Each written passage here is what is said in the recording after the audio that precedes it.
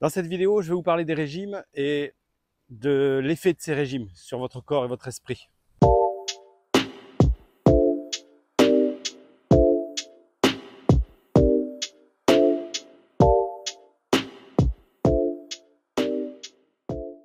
Alors je suppose que si tu regardes cette vidéo, c'est que tu as déjà fait des régimes dans ta vie et que tu sais exactement comment ça marche.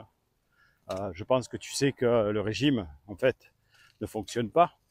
Mais tu n'en es peut-être pas encore convaincu parce que la machine, pour en vendre, est tellement puissante qu'elle arrive à te faire croire que c'est ta faute. Elle arrive à te faire croire que ce qu'elle vend qui ne fonctionne pas, eh bien ne fonctionne pas par ta faute. Et ça c'est fort. Ça c'est fort d'arriver à dire à quelqu'un, oui non mais attends, si ça marche pas, c'est parce que simplement ce qui est normal, eh bien c'est ta faute. C'est fort ça quand même. Ça m'a toujours impressionné. Et donc du coup, ces régimes qui te sont vendus, ils te sont vendus avec une idée de restriction. Alors pour faire un petit peu l'historique de ce régime, de cette idée de restriction, il faut savoir qu'à la base, la restriction d'alimentation, elle a été faite, enfin en tout cas elle a été mise en place dans le but de grossir et pas de maigrir. C'est d'ailleurs le principe du régime, c'est de grossir. Vous avez remarqué, hein, vous perdez du poids et vous regrossissez et vous prenez plus. Parce qu'en fait, on sait que dès lors qu'on frustre le corps, il va aller chercher justement de l'énergie et il va la stocker. Mais un peu comme vous, dans votre ensemble, dans votre esprit, dans votre vie. Regardez votre vie. Regardez la vie de vos arrière-grands-parents qui ont connu la guerre. Quelqu'un qui a connu la guerre, qui a connu l'incapacité de manger pendant un temps, la difficulté, eh bien, qu'est-ce qu'il va faire? Il va faire des réserves. On a souvent autour de nous au moins une personne qui a connu un moment difficile et qui se met à stocker de plus en plus. Parce que en stockant, il se dit qu'il a de la réserve. On ne sait jamais. Et ça se trouve, ce qu'il stocke, il ne le mange pas. Mais il sait que c'est là. Que si jamais il arrive quelque chose, il a de la réserve. Et d'ailleurs, regardez, dès lors que l'on se stresse, on va reprendre l'idée du Covid. Dès lors que l'on se stresse, qu'on pense qu'il ne va plus y avoir à manger, on fait des réserves. Bon, là, l'idée pendant le Covid, ça a plus été le papier cul. Mais il y a eu aussi la nourriture, parce que c'est de la base. C'est de la base. Et votre esprit marchera toujours comme ça. Et il marchera comme ça aussi pour votre corps, aussi pour vos envies, vos besoins. C'est comme ça qu'on marche. Donc plus vous allez essayer de vous restreindre, plus justement, ben, qu'est-ce qu'il va faire derrière? Non seulement il va couper cette restriction parce qu'il la trouve ridicule. Votre esprit n'est pas bête, il sait qu'il a de la nourriture à volonté. Mais comme vous l'empêchez de l'avoir, eh ben, derrière, il va débloquer déjà ce blocage. C'est-à-dire que la mécanique, c'est que votre esprit, en fait, n'a pas forcément la notion du temps, et surtout, il en a, lui, du temps. Il a tout son temps. Donc, il va vous mettre en place cette idée de, allez, mange ça, c'est super bon, tu t'en souviens? Tu t'en souviens que ça, on se régalait quand on mangeait ça. Ah ouais. Ah ça, t'aimais pas trop, mais t'en as quand même envie, là. C'est bizarre, hein? C'est bizarre. Vous avez remarqué que même des fois, pendant les régimes, on a envie de choses que l'on n'aime pas en temps normal. Je ne sais pas si vous avez remarqué ça. Ben, simplement, c'est parce que votre esprit n'aime pas la restriction. Et à partir du moment où vous le restreignez, il va y aller dedans. Il va aller dans le sens contraire, comme un enfant. Comme un enfant. Et donc, du coup, plus vous allez vous restreindre, plus justement vous allez avoir ce problème. Et derrière, quand vous allez reprendre à manger, ben, vous allez grossir. D'où le principe du régime, qui est super bien huilé, qui est super bien fait. J'adore ce boudin-là. Et donc du coup, l'idéal c'est quoi? Est-ce que c'est de finalement, ben allez, hein, on se met à manger et puis tant pis. Imaginez-vous que vous déménagez au bord de la mer. Vous avez les pieds dans l'eau, hein, vraiment. Vous ouvrez la porte, vous avez le sable. Vous avez la mer devant vous. Vous déménagez, vous aimez ça. Alors, pour les gens qui aiment la mer, hein, bien évidemment, celui qui n'aime pas, il va se dire ah, non, c'est dégueulasse, c'est pas bon. Non, non, mais pour celui qui aime la mer. Et Pour celui qui aime la montagne, imaginez que vous êtes à la montagne. Vous avez une vue splendide. Vous savez, le genre de vue dont on se dit, je pourrais jamais m'en lasser. Eh ben, moi, je vous mets au défi, au bout de, allez, on va être un peu large, l'histoire de donner du temps à tout le monde, mais au bout d'un an, je vous mets au défi d'aimer tout autant que le premier jour cet endroit. Alors, il va y en avoir, hein, peut-être un sur 1000. Et je mesure, hein, en disant 1 sur 1000, je sais que je suis large. Parce que ben, simplement, notre esprit, il a une faculté, c'est qu'il va désirer ce qu'il n'a pas. Et dès lors que vous allez habiter à la plage, déjà cette plage-là, ben, au bout d'un moment, vous ne la regarderez plus. Parce que ben, votre rythme de vie rentrera et donc du coup, vous allez avoir vos habitudes, vous allez faire ce que vous devez faire. Et très vite, ça n'aura plus de valeur en fait. Parce qu'il n'y aura plus de manque de ça. Ce qui vous plaisait quand vous veniez, c'est que c'était rare, que c'était que de temps en temps. Et là, que vous y êtes tous les jours, ben, ça ne vous donne pas envie. Et d'ailleurs, même quand vous veniez que de temps en temps, vous en profitiez pleinement. Tandis que là, vous n'en profitez plus. Ben, transposez-le à votre alimentation. Tout ce dont vous avez à volonté, vous n'en avez pas forcément envie. Et tout ce que vous avez rarement, ben, vous aimez bien.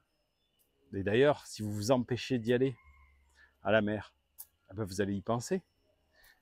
Si vous vous empêchez de manger, ben, vous allez penser qu'à ça. Et quand on pense qu'à une chose, qu'est-ce qui se passe? Eh ben, simplement, on devient aigri. On est stressé. On peut tomber malade, d'ailleurs. Parce que notre esprit n'aime pas ça, n'aime pas la contrainte. Donc, il y a énormément d'effets négatifs dans le régime. Énormément d'effets négatifs. Le régime, c'est une manière rapide de mourir. Alors, je ne parle pas de mort physique, forcément, bien que ça puisse en faire partie, mais de mort mentale. C'est-à-dire que dès lors que vous allez attaquer ce régime, à un moment, vous allez vous dire, enfin, en tout cas, les autres vont vous dire, t'es plus pareil, quoi. Avant, tu rigolais, avant, tu étais là, avant. Et d'ailleurs, vous avez remarqué que dès lors que vous vous alimentez bien, dès lors que vous avez un équilibre, ne serait-ce qu'un équilibre alimentaire, si ce n'est pas un équilibre de vie, bah déjà, vous êtes plus joyeux, vous êtes plus dans l'instant présent. Et donc, du coup, vous allez me dire, ouais, mais alors, il faut que j'arrête pas de bouffer, quoi. Ah ben, quelque part, c'est ça. Quelque part, c'est ça. Mais pas totalement. Bien évidemment que le jour où vous allez ouvrir les portes, le jour où vous allez vous dire, allez, on s'en fout. Au début, vous allez faire que manger. C'est normal. C'est normal. Votre esprit pense que c'est que temporaire. Lui, il ne sait pas si demain vous n'allez pas décider d'arrêter. Parce que ça vous est déjà arrivé de vous arrêter d'un coup, sans crier garde. Vous vous levez un matin et vous dire, tiens, allez, je fais un régime. Donc pourquoi ce ne serait pas pareil pour lui?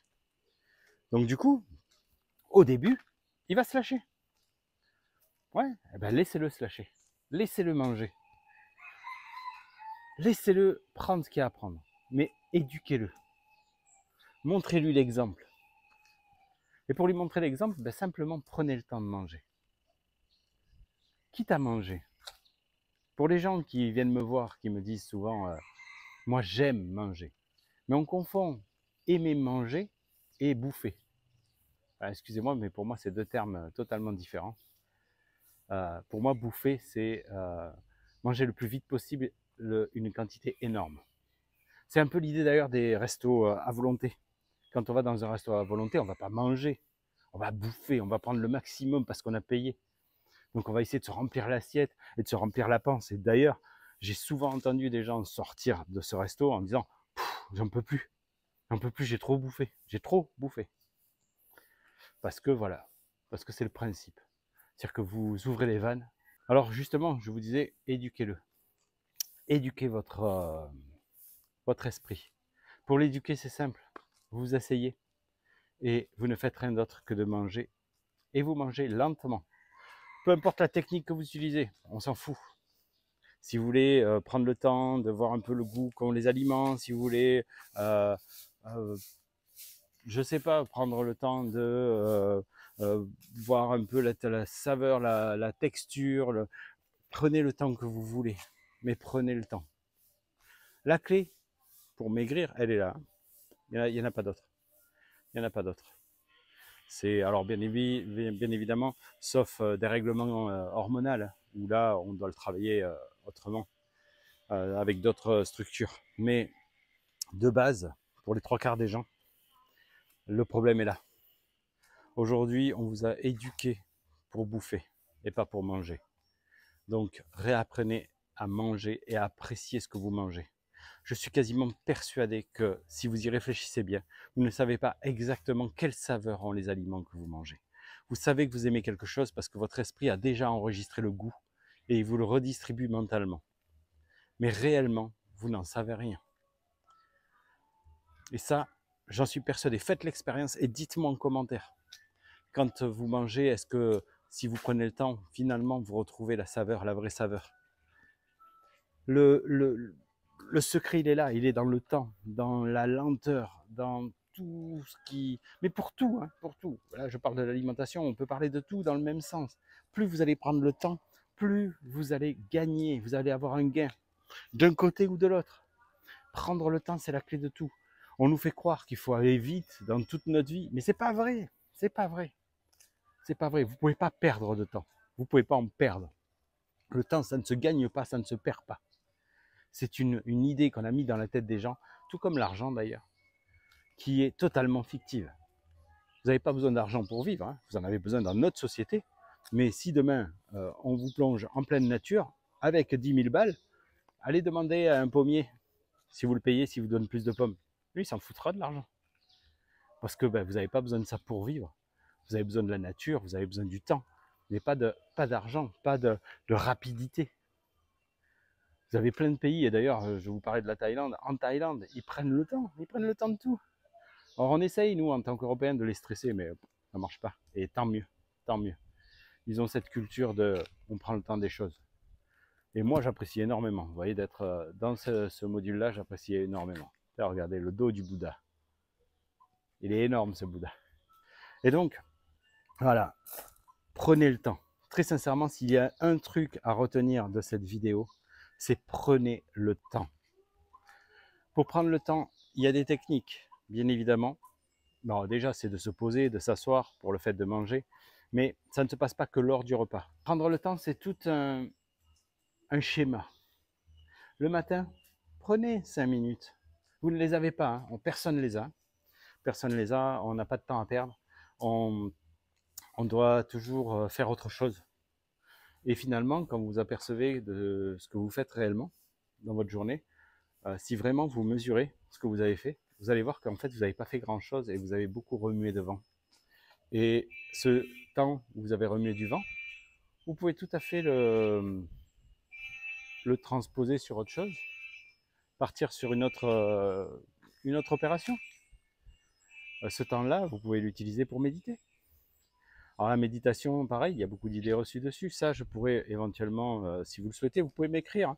Moi, je suis prêt à vous répondre. Je réponds à tous les messages, à tous les commentaires, à tous les emails, parce que je trouve que c'est important et c'est du respect.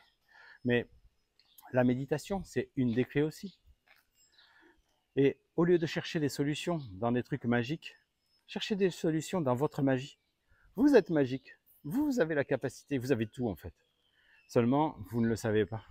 Parce qu'on vous a persuadé que vous n'étiez pas capable de.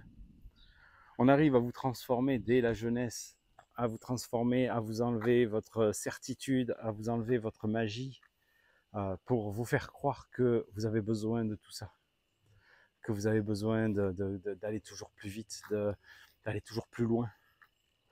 Et sincèrement, vous n'avez pas besoin. Vous n'avez pas besoin, vous avez tout déjà. Vous êtes magique, vous êtes magique. Donc prenez le temps, essayez, très sincèrement, essayez ce que je vous dis. Et dites-moi-le dans les commentaires, dites-moi, j'ai essayé, ça a marché, ça n'a pas marché, pourquoi? On en discute, on en discute. Ça mange pas de pain, comme on dit. Et au moins, si jamais je peux vous accompagner et vous aider là-dedans, eh ben, tant mieux, tant mieux.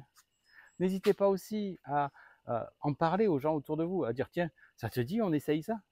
On essaye de prendre le temps, on le fait ensemble.